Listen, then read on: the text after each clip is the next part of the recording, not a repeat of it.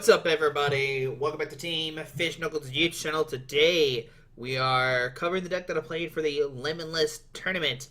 So just finished up all 13 rounds. I won't tell you what record I went, but I could better tell you about this deck because I played a ton of rounds with it.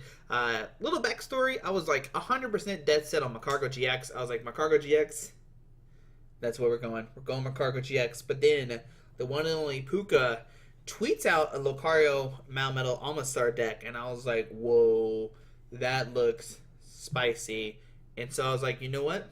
Puka believes in it, so I'm going to try it. So I can't remember his exact 60. It's very, very similar. I talked to him and Colin Mall. Shout out to both of those. Shout out to Colin, because without him, Puka wouldn't have seen that the Six Prize article, which made him think of this. I wonder how Colin did. Did he post how well he did? Let me go to Twitter real quick.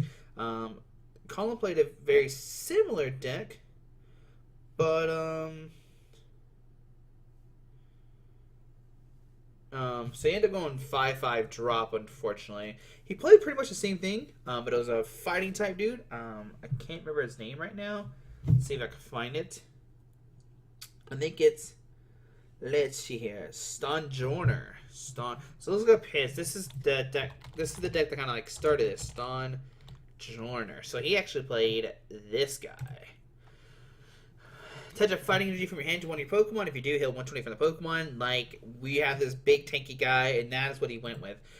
Puka then said, you know what? Alright, Omastar seems pretty good right now, so let's build a Lucario Melmetal.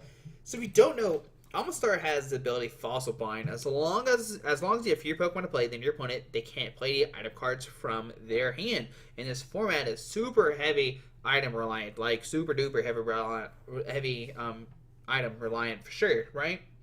So if you get the Omastar down, you can shut down a ton of decks, which is really good. Now, how do you get the Omnite in play? Because you have to evolve from unidentified fossil. Well, luckily, you can go Pokemon Research Lab, which says once during each player's turn, that player may search deck for 2 Pokemon that evolve from unidentified fossil, put those Pokemon to the bench, and shuffle their deck. If a player searches their deck anyway, their turn ends. So this can find your Omnites immediately. And this is how you're going to get your Omastars set up. Now, the only thing you want to worry about this deck is Chaotic Swell, because if your opponent does do a turn with Chaotic Swell, and you research Lab, well, then you can't find your Ammonites, and you're super far behind. But, at one point I had, like, a Rare Candy and 1 Unidentified Fossil to counter that, but I said, hey, you know what? If they get a turn 1 Chaotic Swell, it is what it is. So you can use Green's turn 1.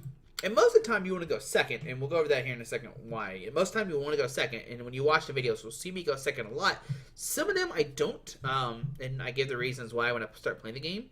But Greens lets you search for 2 trainer cards, rule them, and put it into your hand if you have no Pokemon with ability. So what you could do is you could Greens for Research Lab and another Greens, and then you can next turn Greens for like an instance to search for an evolution Pokemon, maybe an energy spinner, maybe a welder, depending on your hand. There's a bunch of different things you could do here. And once you get the Omastar, your guy that you want to attack with is Lucario and Melmetal GX. The attacks are very lackluster, right? They're not that great, but what you have is this huge tanky Pokemon. You have Steel Fist, which does 50, Search Stick for Metal Energy attached to this Pokemon, and then shuffle your deck. So you can self-power yourself up, and it needs 2 colors, which is very clutch, because you could just like welder Steel Fist, which is cool. Heavy Impact does 150, so this is what we're doing. We're trying to 2-shot everything.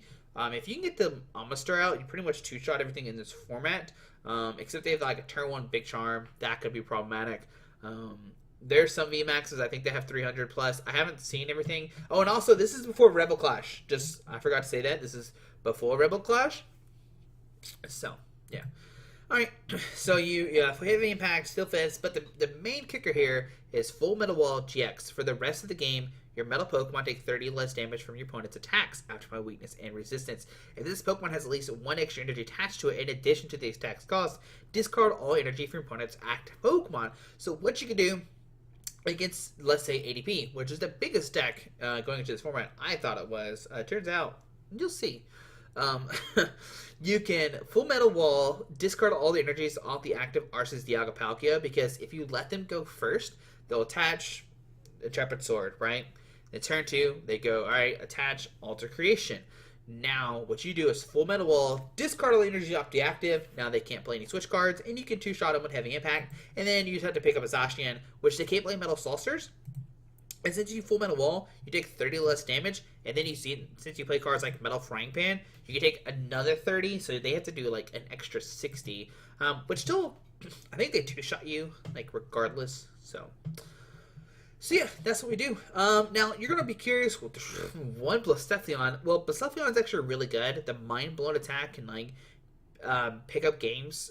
All of a sudden, you're just like, all right, I'm just going to Welder Mind Blown because my Lucarios already have fire energies to them, because what we're using is the Welder to get these two colors energies, which is pretty neat. So you can start attacking by turn 3. I know, turn 3, you're attacking. What are you doing?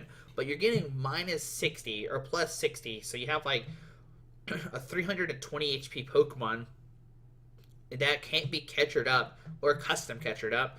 Boss's Order doesn't exist yet, so this guy's just sitting on your bench after he takes 2 hits. Then you can switch. Other guy takes 2 hits. Then you can start taking like Mallow and Lana to heal your Pokemon, and you're looking really good. Like, you have this tanky good deck that just like does, some amount of damage, but you're just basically tanky defense style deck, and that's the deck, right? And then you use something on Jax, Mind Blown, take your last 2 per 3 prize cards, you're good to go. So that's the game plan with these cards, of course. 3 Acrobike is for consistency, and it's for, just help draw through your deck. It's questionable sometimes. Sometimes I do wish there were other stuff, like they should just be like another retrieval or like another switch. Like, I definitely think I want like 4 switch after playing. Which you'll see why. It gets really, like, questionable in some games. But the Acros just help, like, get that turn 1 research lab. Because you need to, like, find the greens, find the research lab, for sure. Like, that's the big thing here. So Energy Retrieval is just good to get back your energies. When you treat the Lucario and Melmetal, you're discarding fire energies, which you get it back. So you can take a knock out Blacephalon, because you really just need, like, just a handful of metals to swing with Luke Metal. 2 Energy Spinner, which is really good, because if you go for that turn 2, like, greens for Spinner and Research Lab, because you already have a supporter card, then you're set for, like, the remainder of the game. 2 Evolution of Instants, just to help search for those Omastar. Like, you're like, all right, my greens for Instants, got the Omastar. There was one, I know Puka had one, so we're playing 2. 1 Great Catcher, sometimes I wish this was 2. Like, I need a lot more cards. Like, I need, like, a 70-card deck. The 1 Great Potion is interesting. I don't know how much it benefited me this tournament. I did use it, for sure. So it did save me. Do I want more? Do I want less? I don't know. There's a lot of different things you can do with this deck. I didn't have too much time to test with it. I think Puka tweeted this out Wednesday, and then like Thursday I went to action and started playing games with it. 1 Communication. This is solely to get out Blacephalon. Like, you could green. You can't greens for it, but you can draw into it, and just kind of it's another out to Blacephalon. You could play 2, but that's silly, because then you want to start with Luke Metal, of course. 2 Switch.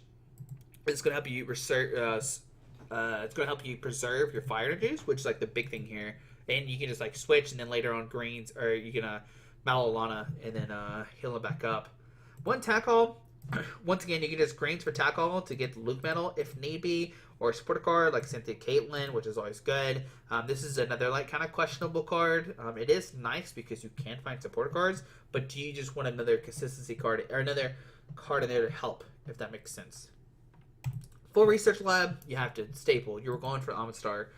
2 Cynthia Caitlyn. This is actually really good because it gets back your Welders, and it gets back your Mallow Alana, and plus you can draw cards, because sometimes you don't need to like Welder that turn. You want to preserve your fire energies and or your Welders, so that's really cool, because once you get the Omastar down, you can't use greens anymore. Greens is only used for like the first 2 turns. So once you get like Cynthia Caitlyn way the greens, you're good to go. Malolana, we are a tanky Pokemon, so we want to be able to switch and heal our Pokemon. Marnie is just really, really good to disrupt your opponent when they get a large hand size. There's no reset stamps in here, which is like kind of questionable, because at first I was like, reset stamps not needed, right? Because we're playing for Marnie. But if for some reason like ADP's Zacian takes a knockout, right? They take a knockout, they go down to 4 or go down to 2. You can then stamp them, and then now they're like, okay, like what do I do now? But even then, like I don't know how much that would have been helpful. Three welder. I think that's just fine. Like you're like, okay, I need welder all the time, but most of the time you're like steel fisting into like heavy impacting, which is good. The welder is just like really clutch on Selfie. There's 3 frying pan, so not only do you have this like GX tech, you have this frying pan to have you no weakness, which I didn't play any fire. Spoiler, I didn't mean to say that one. So weakness didn't matter, but the minus 30, like 3-6, and then resistance is 80. That matters right there. What is Stealthy Hood? Now, Stealthy Hood is definitely kind of questionable. It ended up being somewhat good. I think it ended up being some good. The Stealthy Hood was more for like the Ninetales, so Ninetales can't bright look it up. But spoiler, we didn't play any fire decks. So if I knew we weren't gonna play fire decks, I'm cutting the Stealthy Hood. Or adding something else in there. I don't know what. Maybe a secondary potion. Maybe a great catcher. I don't know. 8 fire, 5 fire, a metal. This is the standard that Puka had, and I was like, hey, you know what? He posted it. We're gonna test it out. Maybe another fire energy is fine. There was one game I did prize of fire energy, and that was like super clutch. Like we would have won. We would have won if we didn't prize of fire energy. Well, there were some other mistakes in that game too as well. But I don't know. It was a really interesting series for sure. So that's the deck. We're gonna start posting these videos. There are 13 rounds. I think we'll post two a day. So next week we can start testing Rebel Clash. So let me know if you made it this far. I would definitely take an input right now, and if you tell me what decks to test for Rebel Clash, I will start testing. I already have a couple of ideas that people have sent to me, and so we're testing those for sure. So in 2 weeks, when this when the new tournament starts, we'll be good to go. So this week for sure it's gonna be Rebel Clash, and I apologize if there's no Rebel Clash. I apologize, but I want to show this. Shout out to Limitless for sure for hosting this big tournament series. I'm really excited for the following weekend when Rebel Clash is legal, and it'd be really cool to see what cards are good in this new format. But guys, hope you enjoyed the video. Thanks for watching. Hit that subscribe button. Shout out to Puka, Colin, Limitless, Chelsea, and yeah, have a great day. And we'll see you maybe later today, maybe tomorrow. I don't know when I'm posting videos, but we'll find out. Alrighty, hit the subscribe button. Bye.